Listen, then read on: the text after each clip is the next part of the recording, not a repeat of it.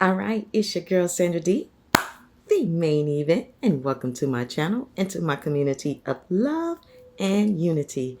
We will not be talking about hair, and we will not be talking about food. We are on the journey of talking about the narcissist. And if you have not subscribed, what are you waiting on? Now, today we are going to be talking about 3 key ways and tactics that the narcissist uses to keep you trapped. The first thing that the narcissist will use is love bombing. Okay? Now, the love bombing is a special love potion that the narcissist will use by, charming their way into your heart, saying all these sweet nothings in your ear as they're whispering it to you. They're providing this person gift wrapped in a bow to give to you when you were in the interviewing stage. That's when the narcissist was asking you tons of questions and you took it as that they were good listeners, and they were, but they were listening for all the wrong reasons and not for all the right reasons.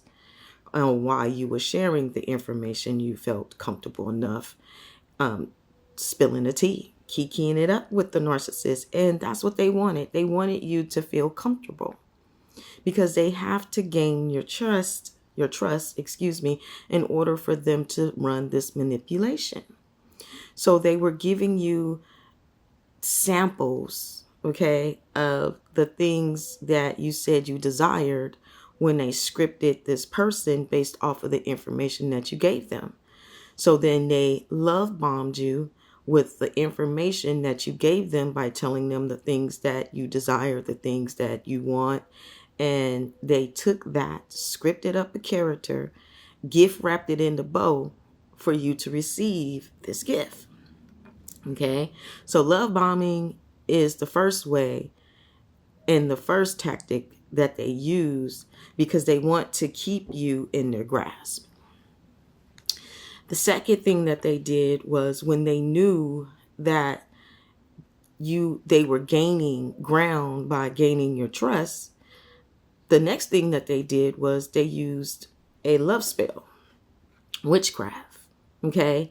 And they either did it themselves or they went to someone that practices dark magic as a way of manipulation and as a way of trying to keep you in a relationship with them to mess with your mind. It ain't just the gaslighting that they did, and it wasn't just that they just took advantage of your kindness.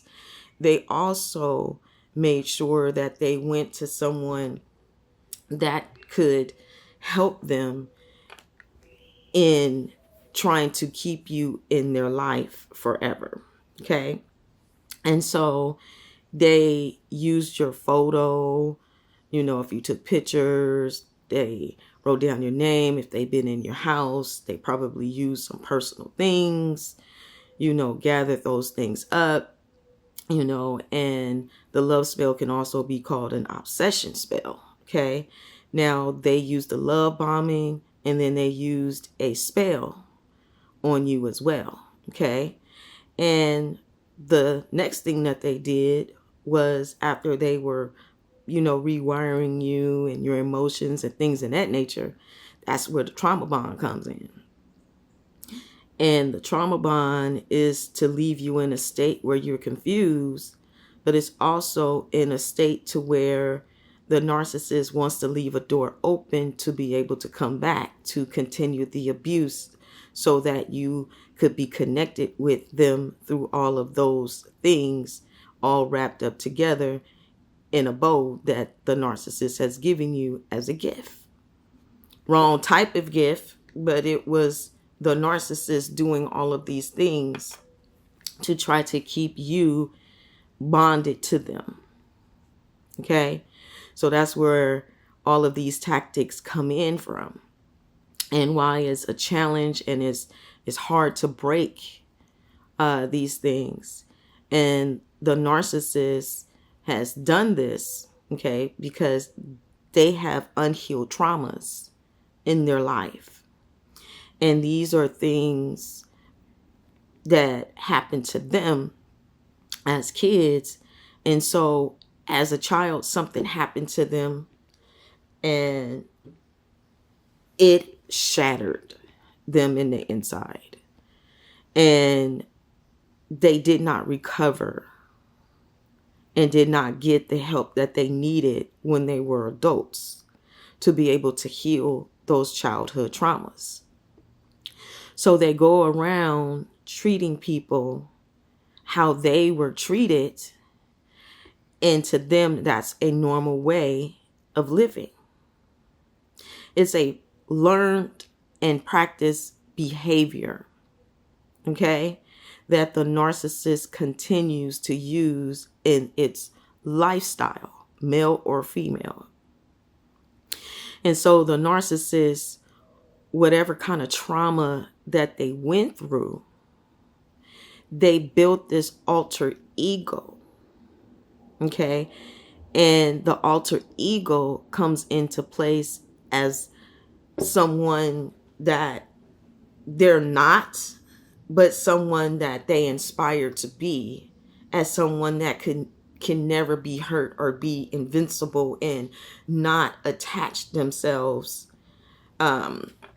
affectionately in a relationship, because probably when they were kids, when this had happened, something happened to where they don't trust and they have trust issues. It's not that the narcissist needs a whole bunch of supply, but the narcissist will pursue a lot of supply because they're looking to not have to commit in a loving or caring relationship because they did not have one. And what they got was abuse. Now, does that mean that it is right for the narcissist to go around and mistreat people? No, it's not. And the narcissist built this alter ego as a way of not taking responsibility or accountability for their behavior and their actions when they know that is not right, because they knew when it happened to them that what happened to them wasn't right. But they were in a situation to where what could they do when it happens to you in childhood? And so the narcissist built this alter ego, okay, and cannot have healthy relationships, and relationships will not last long. And as soon as the narcissist feels that you done caught feelings for them, they're going to flee and go somewhere else. Now, they're going to flee and go somewhere else because they feel like they have captured you, but they're also wanting to not engage with you so much because they don't want to tap into those emotions,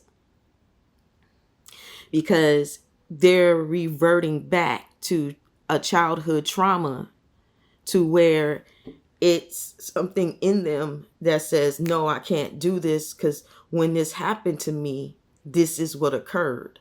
And they have these flashbacks of what happened to them as kids. So they are afraid of committing for real, for real. Now, some narcissists will get married, but it's not that they're getting married because they're like head over heels in love with the person that they married. It's a front, you know? It's just a facade.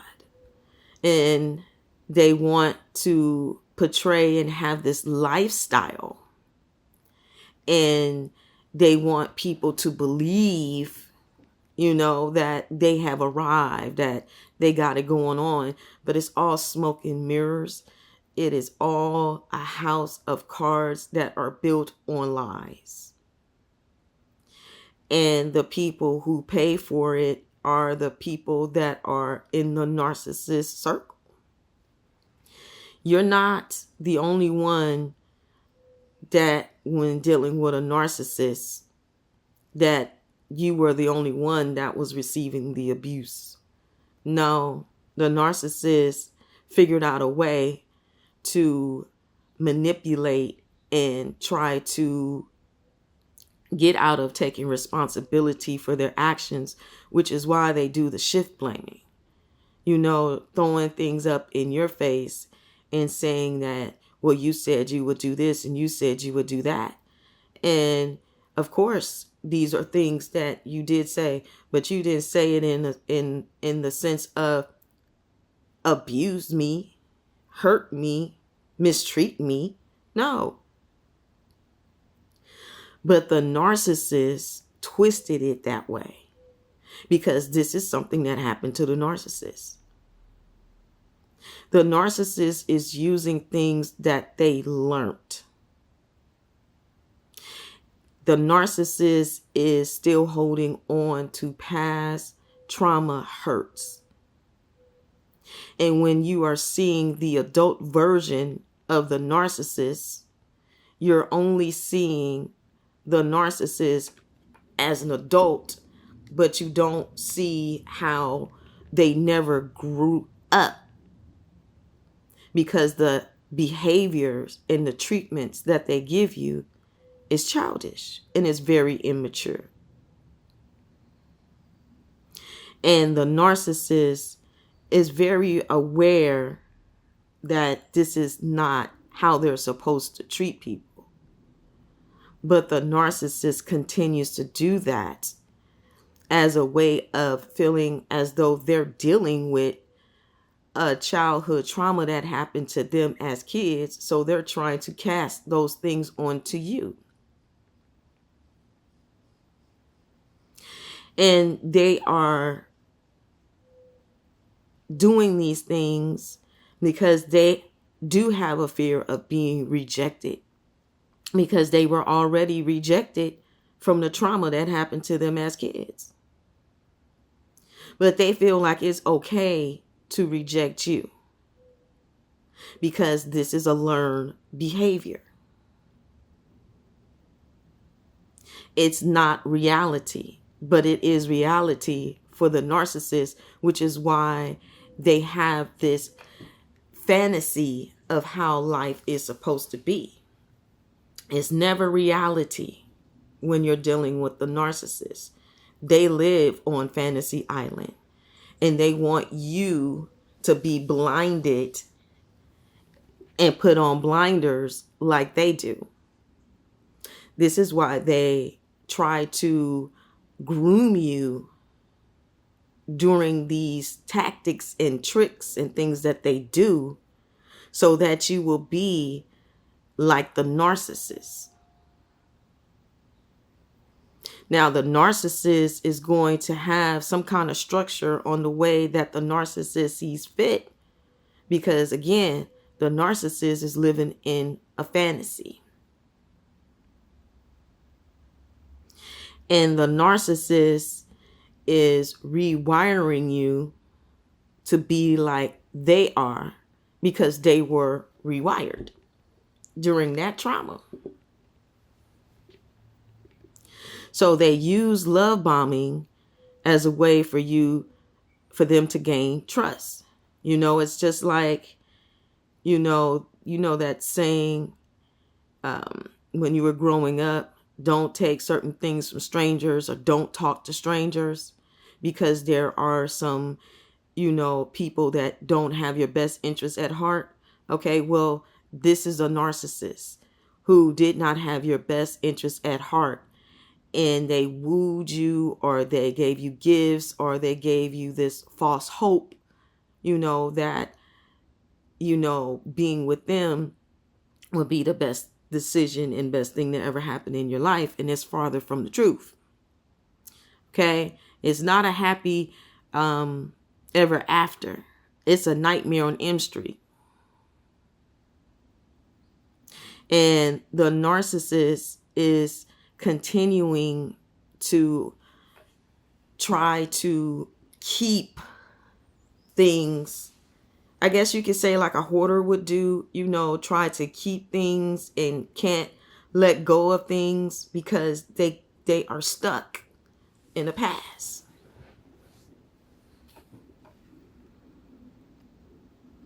And the narcissist knows that that's not healthy.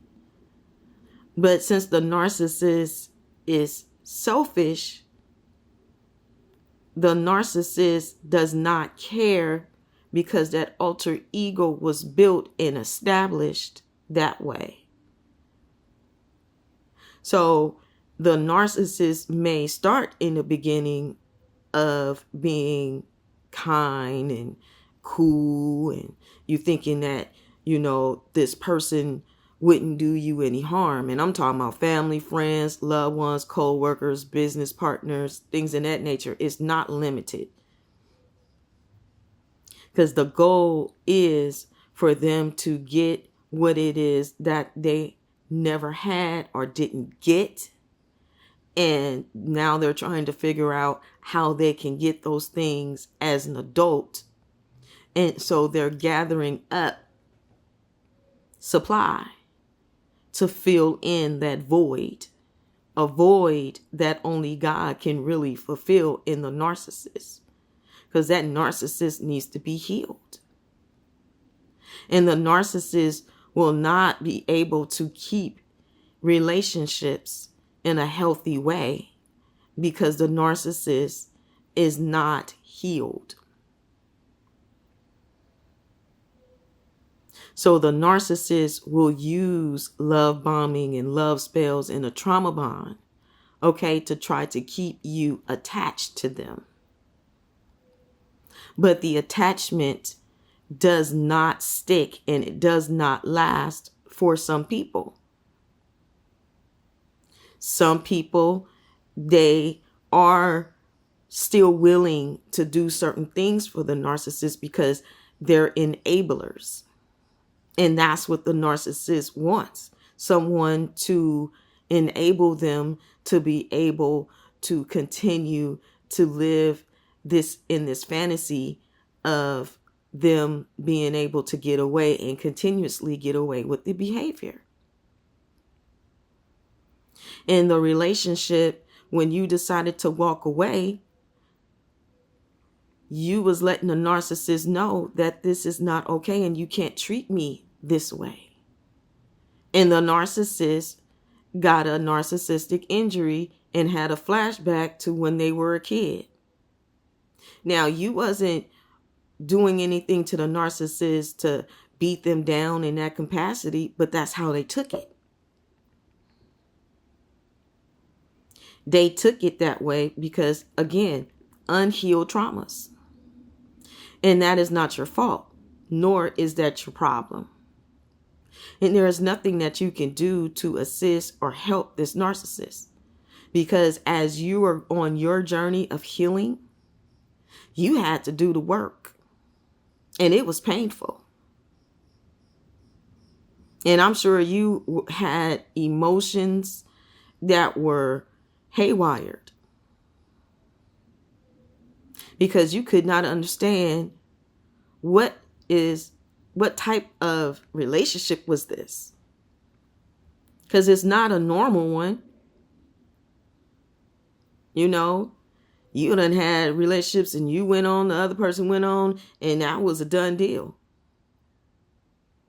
But with a narcissist, they do things that are so sneaky and crafty and using black magic and things in that nature that when you're healing from their trauma, the trauma that was caused to you, and those entities that the narcissist transferred onto you. So it was also a spiritual healing too that you had to go through. It wasn't just a natural one. It wasn't just a painful one. It was also spiritually. Because you had to go through a rebirth.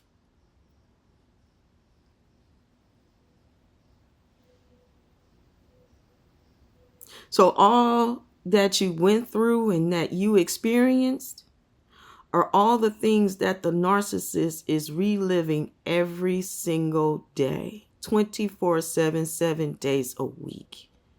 And supply is gathered as a way of trying to relieve themselves from that hurt and that pain, and using supply as a distraction so that they don't have to properly heal. Now, it could be because, the narcissist can't handle the truth. Now, what I mean by that is the truth that whoever had hurt them and had did them this way did not have their best interest in heart. And maybe they don't want to face that truth. Maybe they don't want to relive that thing. But the only way to get over something that has happened like that is you got to do the work and go through the process. And it ain't never easy. It wasn't even easy for us.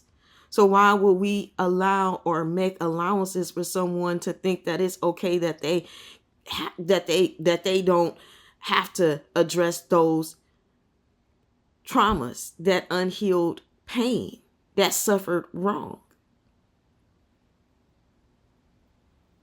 This isn't about going tit for tat. It's not even about that. But it is about you realizing that you need help.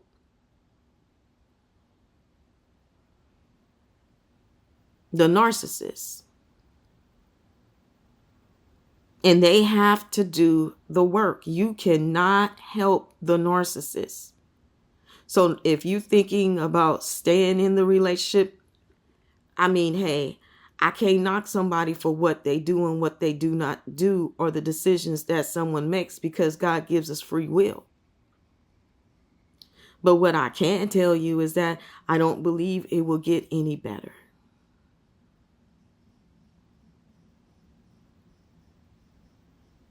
Because that's a load of hurt that you cannot carry for the narcissist, even though the narcissist is trying to make you do so.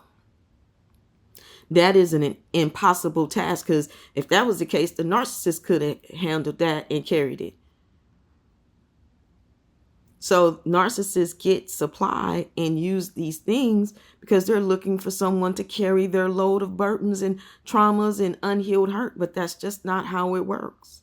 Because they will still have the same pain, the same trauma, and the same unhealthy outcomes of relationship by losing supply one by one by one by one by one by one by one.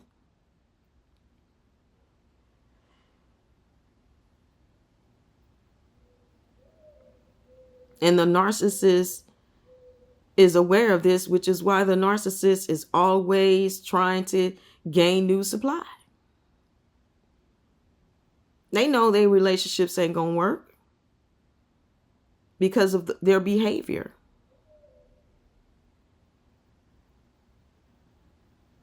Now, could it be that the narcissist is, acting like a bee and going from one flower to the next flower to the next flower because they're bored? Maybe. But my opinion is that I don't think that that's just the case. I think that may be part of the truth, but I don't think it's the whole truth. It's just like I told you guys with a coin. You have the head and the tail. There's two sides. I believe that the narcissist is afraid to get close to someone because they feel that if they get too close to someone, they have this fear of you may hurt them or reject them and things in that nature. And sometimes things like that in relationships do happen, but you're not hurting them to abuse them. There is a difference.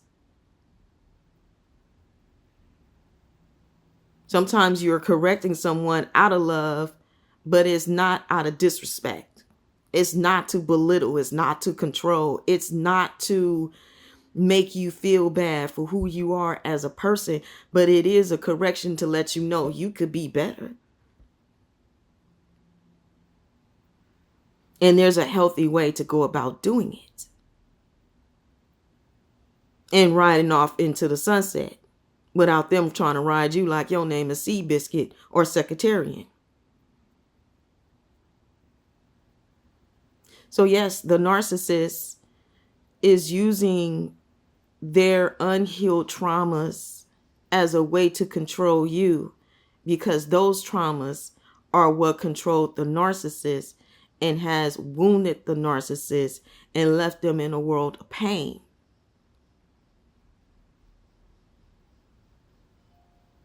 So when you're going through all of these things with the narcissist and what they did, giving you reasonable doubt, working on your emotions, things in that nature, the trauma bond,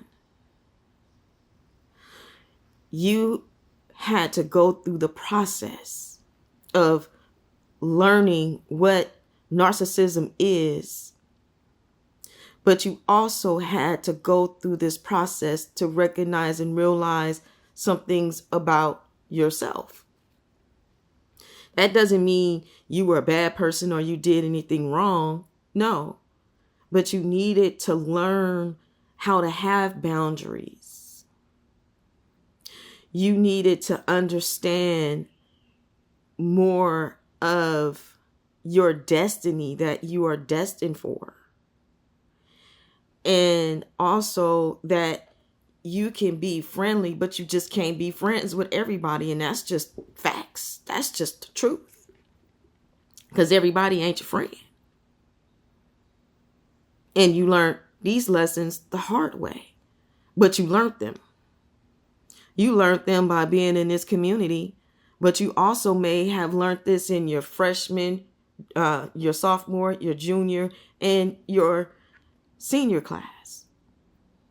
I'm a big believer on getting the whole full course and having teachers that can help me to grow and also teach me things that I don't know.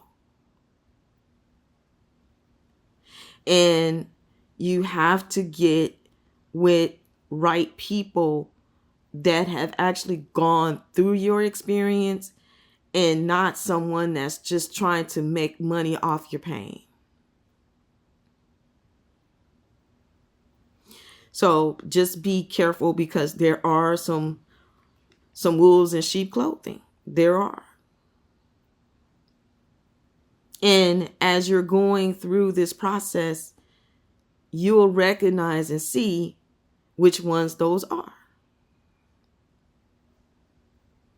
I just don't want you guys to be, taken advantage of and bamboozled because you went through this whole ordeal just like I did. And then here's somebody else trying to capitalize on your pain, and they're not even helping you get to the other side. That's not cool. Now, am I saying that I believe that people should, be compensated, for their time in helping you? Absolutely. But it better be bringing some value.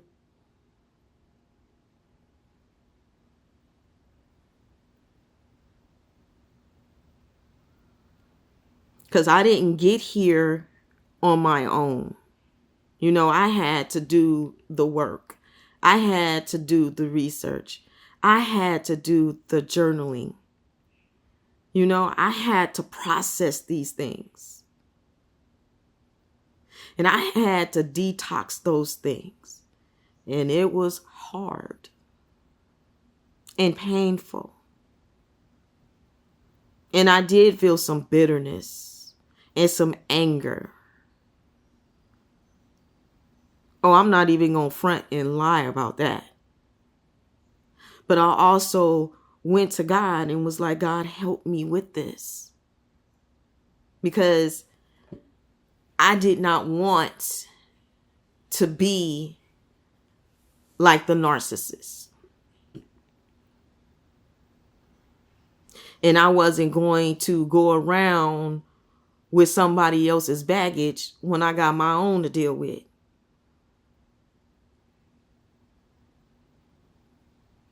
And when you're going through this process, it feels like it's double. Because it is. Because not only are you having to heal from this, you got to heal from your own stuff. Okay? And everything takes time. It is a process. And trust the process. It's painful. It hurts. You're going to be angry. You're going to be sad. Some days you're going to be happy. Some days you're going to be irritated. You're going to feel all kinds of different types of emotion. You're going to be feeling disbelief. Like, I can't believe this person did this. I can't believe that I went through this. Why would someone want to do those types of things? But you're getting your answer. This is the narcissist. And it doesn't make it right. But it does make you free. Because you're not dealing with the narcissist. Because you understand that this relationship was not a healthy relationship. And you did the right thing when you left. Now, the narcissist probably gave you some sad story, wrote you some letters, did the little hooverings and things of that nature. But at the end of the day, you like, I don't care what you got to offer, because what you gave me was effed up.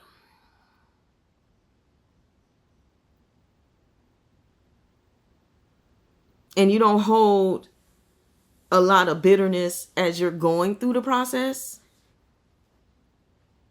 But I'm not going to tell you and say to you that you don't have a little residue, because it takes time. But you're at a place to where you know what this person did.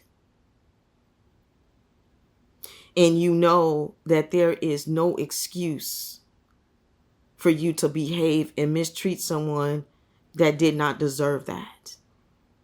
But you took it up on yourself to do it. And you felt comfortable about it.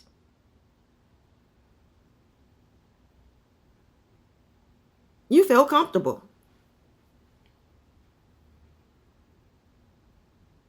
You felt comfortable sitting over here hurting someone that did not deserve it because of what you went through. So you want to go around hurting other people because you want them to be miserable like you're miserable, when all you got to do is do the work. Now, does that make the narcissist lazy? I don't know if that makes them lazy. But I will say that it doesn't help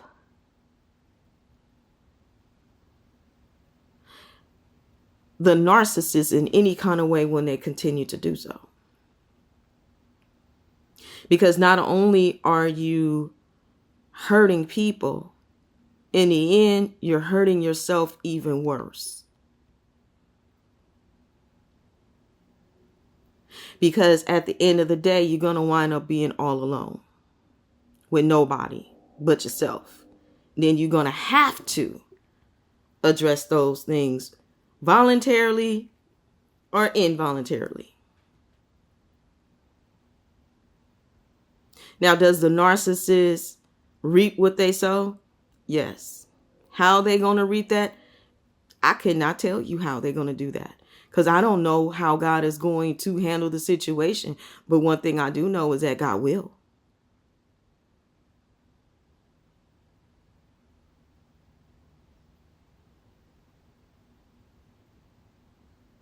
So I wanted you guys to understand that the narcissist used that love bombing, a love spell, aka obsession spell, and a trauma bond to try to keep you connected to them, which is why they were working on your mental and your emotions, because they wanted you to be connected to them, because they're still suffering from traumas and they want you to suffer with them.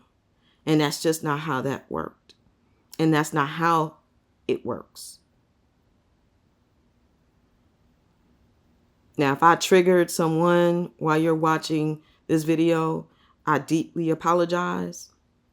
It's not my intentions to intentionally wound someone, but I am hoping that the information that I'm giving to you is healing those wounds, that is acting as a contraceptive. I hope I said that right. And if I didn't, y'all please forgive me. But the bottom line is, I'm hoping that it's cleansing and cleaning the wound, even though it may sting a little bit. Because the truth is what's going to set you free. And as painful as it is to hear, it's helping you to rise up higher and to become a better version of yourself. That doesn't mean the version you had was terrible. No, you just been upgraded to a whole new level. And I'll see you guys in the next video.